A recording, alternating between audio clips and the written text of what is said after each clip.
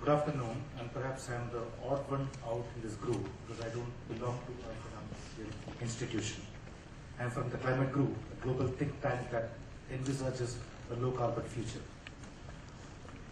Friends, since morning, right from the first session, you must have listened to orations that basically talks about the renewable energy potential in India. The potential that has, which can exponentially grow, which has got the a potential to transform the way you look at the energy market in India, right? Now, it's almost like a promise that begs deliverance in India at this point of time. Now, if we are well convinced that here is a great potential, that renewable energy is no more an option for India to grow, whereas it could be a compulsory requisite for India to take that path of growth, equitable growth in the coming years. What stops that rapid scale-up? And for us, working in this sector, we find there are two reasons. There are many, but two primary reasons. A, that I think we need to take renewable energy into a decentralized structure in a rapid scale. So we are talking about a decentralized generation and distribution of renewable energy, which has got the potential to reach out to every nook and corner of India, which has the potential to reach out every household in India. If that is the first one, and the second one is financing. There is huge financing that is required to take that renewable energy potential to a different level altogether. Now that takes me to a beautiful, wonderful news story that came out last week. It says that Warren Buffett, the celebrated investor, has been sitting on $54 billion and he has not even invested a penny last year. Now, what the market says is that not just Warren Buffett, the investors world over are sitting on billions of dollars, not able to invest in a viable proposition. Now why? Now why is that we still don't look at renewable energy as that viable proposition for us to invest, for the big investors to come in, right? We have got financial institutions who says that they are ready to go in, but the moment when it comes to the distributed, decentralized renewable energy, the ticket size is less, that the operating cost goes up.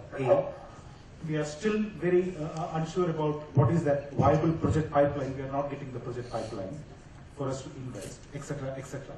So problems are many. So what do we need is to create a very feasible demand for renewable energy in India. And where will this demand come from? This demand will come when we take the renewable energy to a decentralized level in the coming years. And we also want to ensure that finance will come only when they are assured of sufficient returns, and they are also assured of the risks are lower. That when I put my money into that particular project, my money is secure, and I'm going to get reasonable income. After all, it's business. What do we do? As an organization, what we are trying to do now is that we are actually investing in reaching out, developing pilots, developing models on decentralized renewable energy in India. And when we do that, what we want to identify are those business models that has got a potential to A, showcase sufficient return over a period of time, and B, to assure the investors and the financiers that yes, here is a technology which has got lower risks, that here is a technology, here is a program that we can actually invest in. So what we are doing is we have reached out to 3 different states in India, and we are actually experimenting with 5 different projects with umpteen number of partners. And this is going to be compiled into a business case report, looking at the financial business modeling of that particular initiative, and we are going to present it to the financiers and investors. And we believe that such practical initiatives have the potential to generate that interest among the financial institutions. And the second one is that we have a dream. How do we take this sector to unparalleled scale and level in the coming years? We think about 20, 30 years down the line.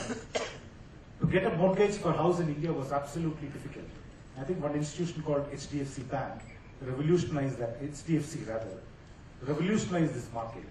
Nowadays, everyone has jumped into this bandwagon. Okay, even if you don't want money, banks are calling every day to ask you whether you want housing finance. And the rates of interest have gone down drastically over a period of time. It fluctuated, and it's also at certain reasonable levels right now. How do we ensure that we also have an energy development finance corporation that reaches even to the consumers, even to household who wants to put up a panel on top of their roof, who wants a couple of lakhs rupees to be financed? And how do we take the financing to absolutely different levels than the conventional ways of financing that we are having now? And we are discussing with various stakeholders here. We are discussing with donors. We are discussing with financial institutions.